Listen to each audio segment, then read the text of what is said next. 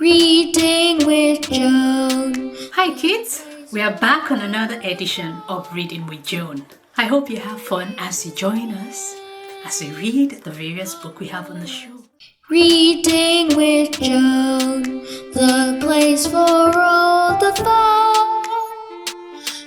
If you have not submitted your composition for the Kids Fest, kindly submit at readingwithjoan@gmail.com.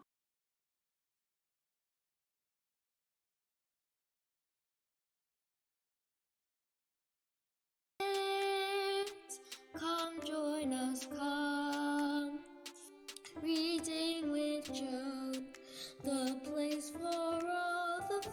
We are back. Can you remember the storybook we're reading from? If you can, tell us. But if you can't, don't worry. The storybook we're reading from is Tales from the Caribbean. Tales from the Caribbean. I enjoyed last week's story, and now we have a fresh story this week. The title of the story is Choosy Choosy. I think the title says it all. I'm really looking forward to this. This story is based on a folk tale from Guyana.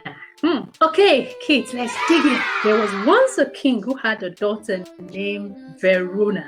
Princess Verona was very beautiful. She would spend her days in front of a mirror admiring her beauty. Verona was a spoiled princess who always got everything she wanted, and everything she wanted had to be best. If it wasn't the best, then she would moan and groan. Kids, do we moan and groan when we don't have what we want? Let's watch out! This was how it had always been. Her father, the king, tried and get the best of everything she asked for, but she was never satisfied. You are too choosy. Her father, the king, would say. One day, you will choose and you would lose. But Verona didn't care what her father had said. She just pleased herself and continued being choosy. When it was time for Verona to find a husband, she decided she would only accept the perfect husband and nothing less. Tired of his daughter's constant moaning, the king took it upon himself to find the perfect husband for his daughter. I'm looking for a husband for my daughter, Verona, the king told his people, and only the perfect suitor would do. News traveled far and wide. Soon, everyone knew that the king was looking for a perfect husband for his daughter. And before long, a line of well-to-do suitors presented themselves to the king and the princess. But the princess was not interested in any of them. The first was too tall, the second was too short, another was too fat, another was too thin. The princess wanted a man who was just perfect size with a perfect face, and when she found one that was the perfect size with a perfect face, he was too boring, or he talked too much, or he spoke too little, or he didn't give her enough attention. Whatever excuse Verona could find, she did. The bottom line was that none of her suitors was perfect enough to be her husband, and the king didn't know what to do. Kids, sometimes we parents are tired when we have choosy kids. And we're like, we don't know what to do again to you. There must be somebody out there that's perfect for you, he said. And Verona just smiled. If I didn't find the perfect man, then I would just have to live with you forever, she said happily. This worried the king a lot. He could think of nothing worse than spending the rest of his day trying to please his daughter. And he hoped beyond hope that one day someone perfect will come along and take her off his hands. In the village was a humble fisherman named Sam. Every morning, Sam would deliver a load of fish to the palace. And every morning from the balcony, Verona would watch this fine figure of a man carry the box of fish across the courtyard to the palace kitchen.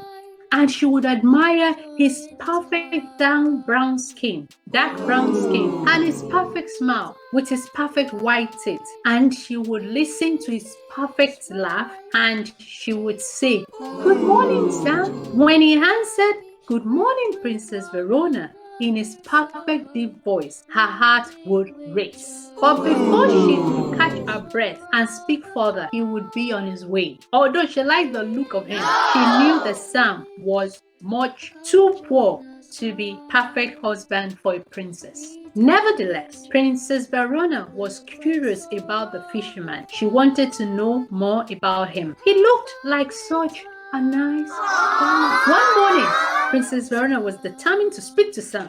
So instead of watching him from a balcony, she waited for Sam in the courtyard. And as he came to deliver the fish, as usual, she jumped out and startled him. "Good morning, Sam," she said. Sam almost chopped his fish. "Oh, good morning, Princess Verona," he said politely. "I'm sorry, I wasn't expecting to see you." "I know," said Princess Verona. "I just came down here especially as you're always so much in a hurry and I never get to speak to you." Sam was taken aback by her interest in him. "Oh, I'm sorry," he said. "I have so much food to deliver in the morning.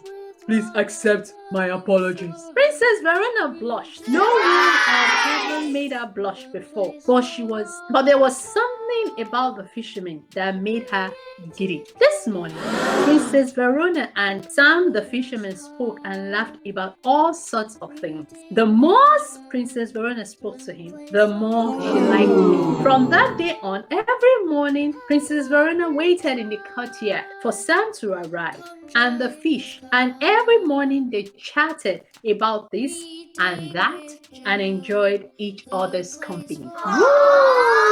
The king was glad to see his daughter having so much fun with the young fisherman, and one day he called his daughter aside and said, "Princess Verona, could this be him? Is Sam the fisherman the perfect man for you? Would he be a perfect husband?" Verona and heard. "Well,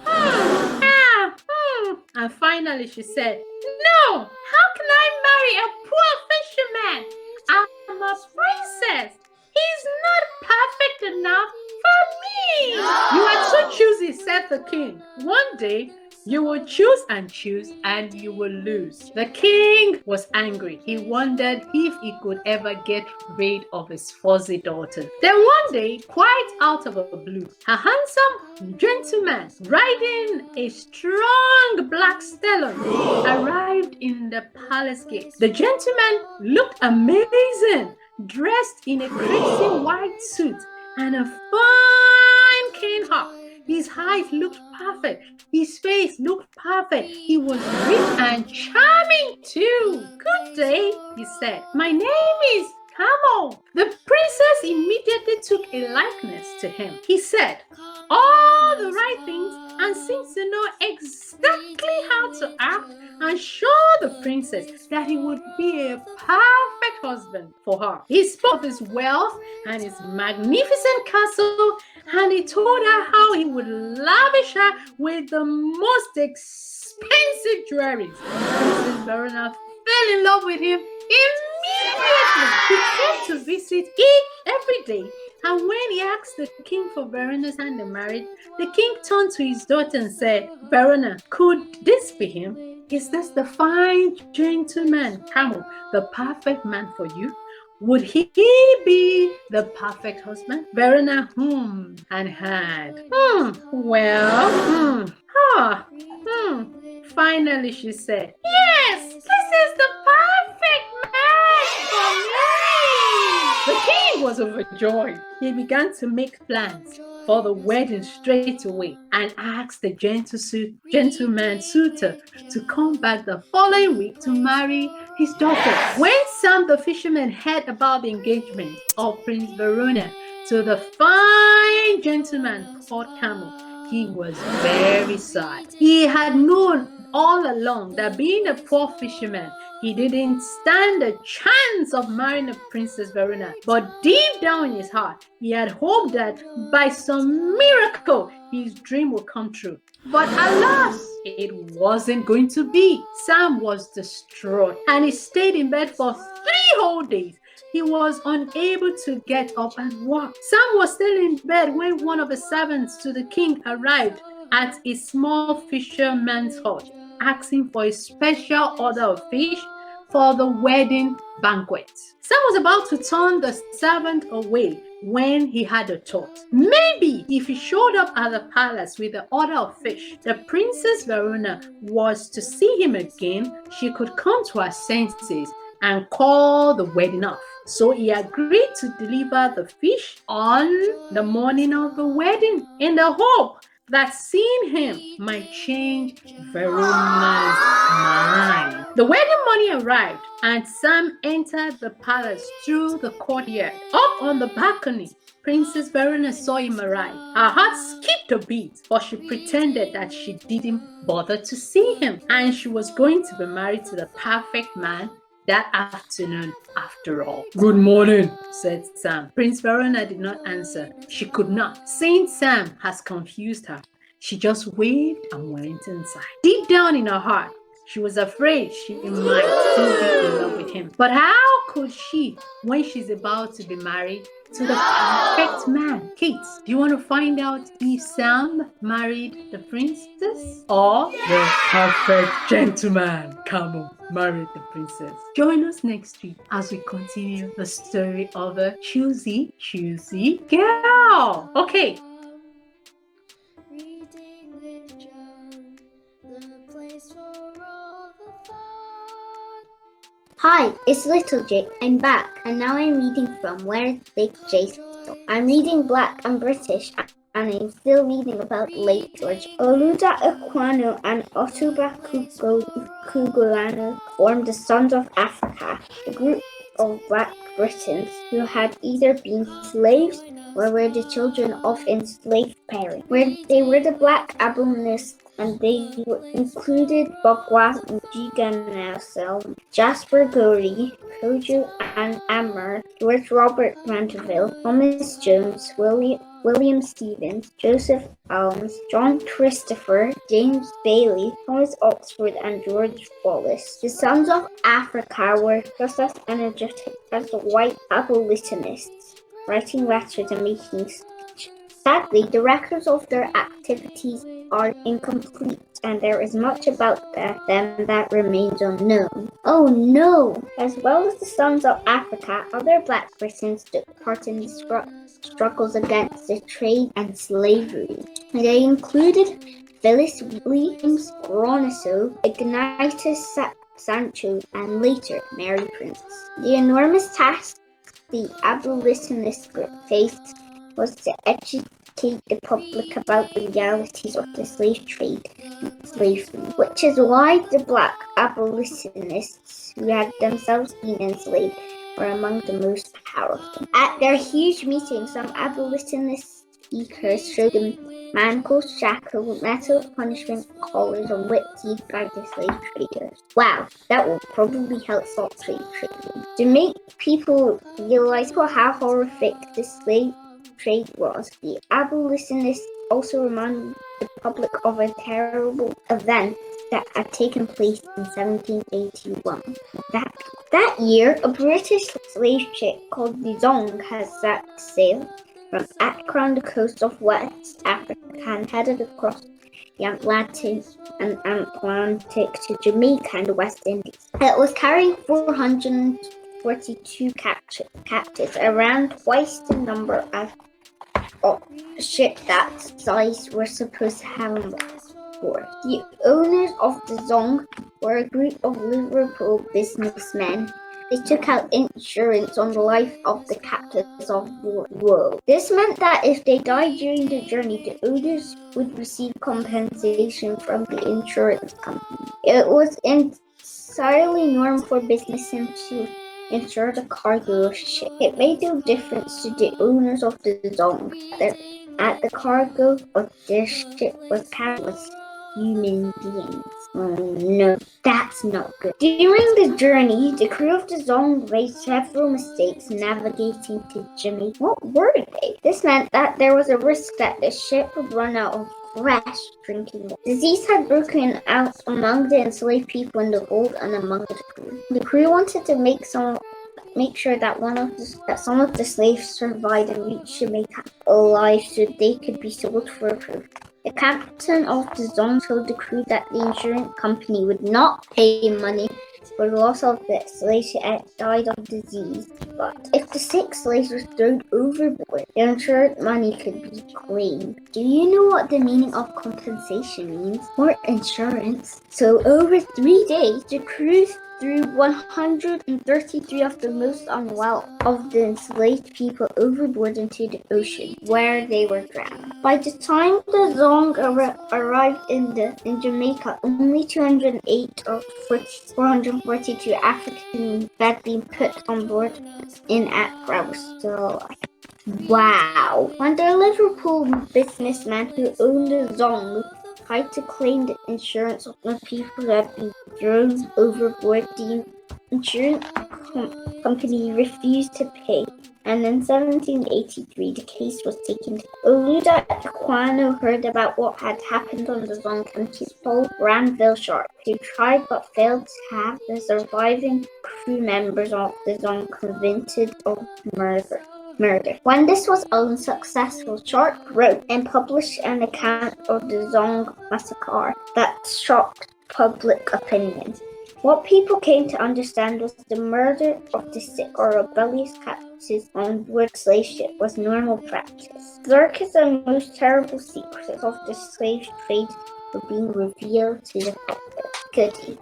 A model of slave ship's books that was commissioned by abolitionist Thomas Clark to help explain to the public how cruel the slave trade was and why so many people died through the Middle Passage. The abolitionist Thomas Clarkson asked the carpenter to build 2 models of a British slave ship called the Brooks.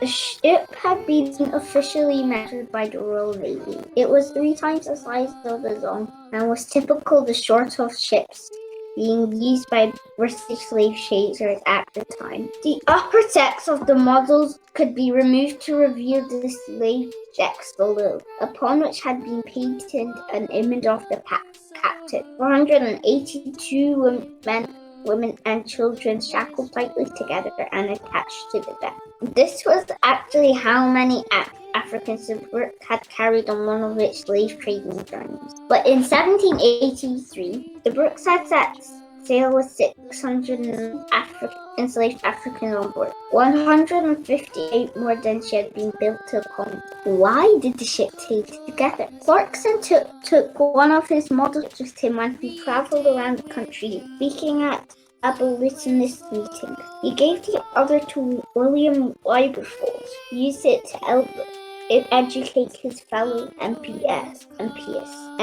in Parliament on the realities of the slave trade. You can still see Wilberforce's model of the Brooks. It is on display at the Wilberforce House Museum in his hometown of Hull.